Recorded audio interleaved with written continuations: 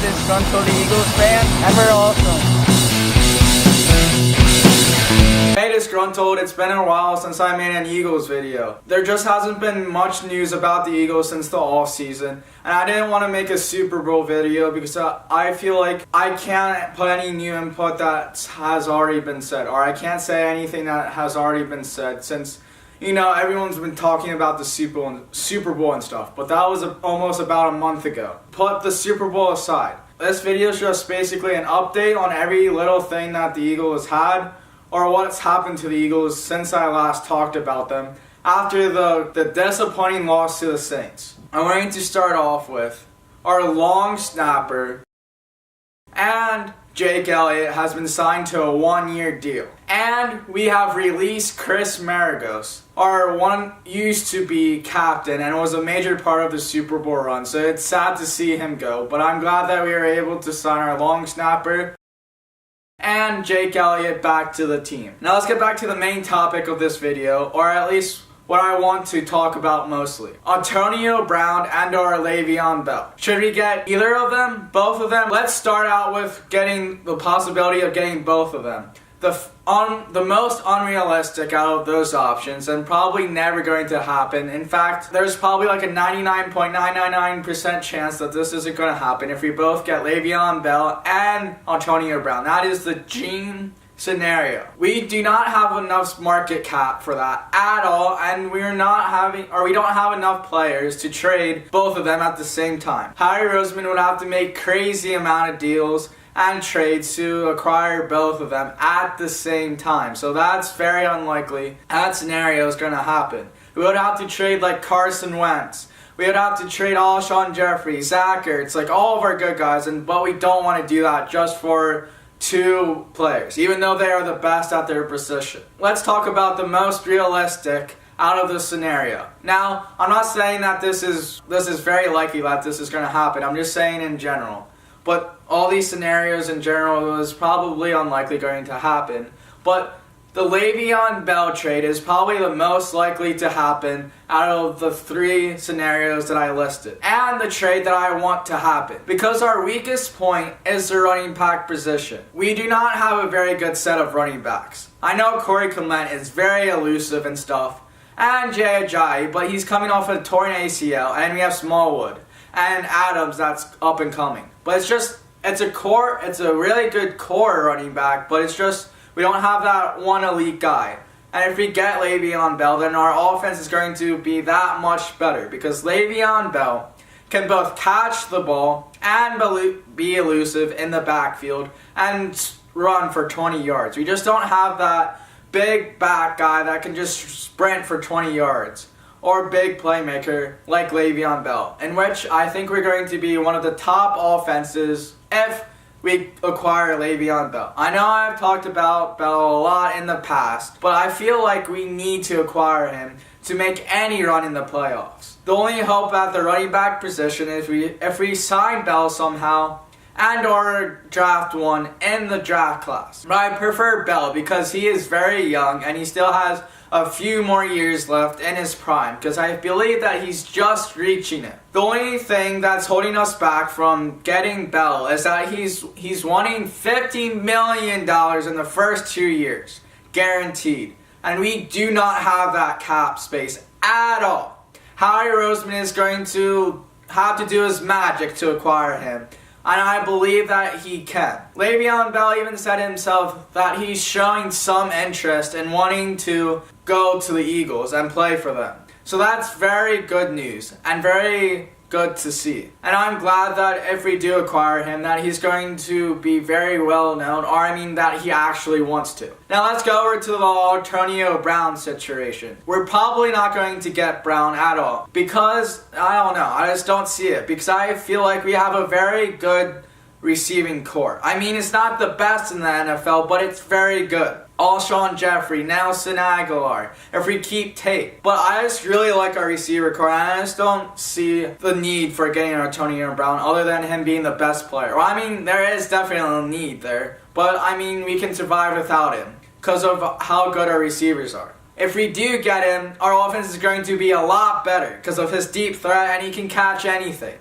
It's just that I think he's going to want the ball, and it's going to take away from all of the other receivers and tight ends. Because he was always going to be wanting the ball constantly, because he's that playmaker, and I feel like Carson Wentz is just going to keep forcing it to him, which I don't want. So I think it would be better if he doesn't come on the team, because you also have the effect of Carson Wentz trying to throw it to him constantly, and him being a drama queen. I know that Michael Bennett is like a drama queen, and like of that nature, but we were able to like settle him down.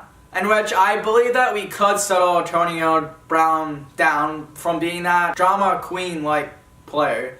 But I just think that two of those types of players, Michael Bennett and Antonio Brown, won't be a good environment for the chemistry of the team. I would love to get Brown, but if we don't, then I'm also okay with that too. Back to getting both of them. They're both drama queens, and I just don't think that having two drama queens plus Michael Bennett is going to be good for the chemistry either. But he knows. We were able to tame Bennett a little bit, or a lot, so I don't know, we could maybe tame both of them? Who knows? But so it goes from unrealistic, getting both of them, then another unrealistic, getting Brown, and then the least unrealistic out of those three is getting Bell. I would love to get both of them, I would love to get Brown, I would love to get Bell, but I think just the most realistic one is getting Bell. Because the team seems excited about it, and the entire Eagles fan base seems excited about it as well. The fact that we're even in the discussion gets me really excited about getting Bell, because he's one of the best running backs in the league. So just being in discussion is really exciting to see. Now I think I've talked way too much about this, so I'm going to just add a little input about the Nick Foles situation and a little bit of an update about Nick Foles. So the trade rumors, the two teams that are most likely to acquire Nick Foles. I don't see any way that we're keeping Nick Foles for next year. That's another dream scenario if we keep him for a long term. But I just don't see it happening because of how much money we would have to pay him. I mean, Carson Wentz still is on his rookie contract, but still. Carson Wentz needs a major contract after the rookie contract expires for him. So we won't have enough money to pay him major money, like $100 million plus, for a contract with just one player and keeping Nick Foles. That's too much money for the quarterback position. Now, what I see happening is that we either trade him to the Jaguars and or the Giants. Now, I don't know what we're going to get in return from the Giants trade, but I've seen rumors that if we do trade him to the Jags, that we either could get Jalen Ramsey and or Leonard Fournette, and some draft picks that were unclear in the middle, or in the process. So out of those two, Jalen Ramsey and or Leonard Fournette, I would rather want us to get Ramsey, because he's one of the best, if not the best, cornerbacks in the league. And I would rather have a Jalen Ramsey on our team than Leonard Fournette. Leonard Fournette's a very good running back, and he's very young, but I personally would rather want to get a running back in the draft rather than having a cornerback in the draft, because I feel like running backs take a short amount of time to get used to the league. For example, Saquon Barkley and Ezekiel Elliott and many, many more running backs getting used to the flow of the NFL rather than cornerbacks. Cornerbacks take a few years to develop, 2 to 3, because it's much harder to play cornerback than running back. Now, don't get me wrong, both of them are very hard to play, but I'm just saying running back is a little bit easier than playing cornerback. So I'd rather have a well enough established cornerback rather than Leonard Fournette. That's not bashing Leonard Fournette at all. It's just saying that I would rather take Ramsey over Fournette. Could you imagine getting Ramsey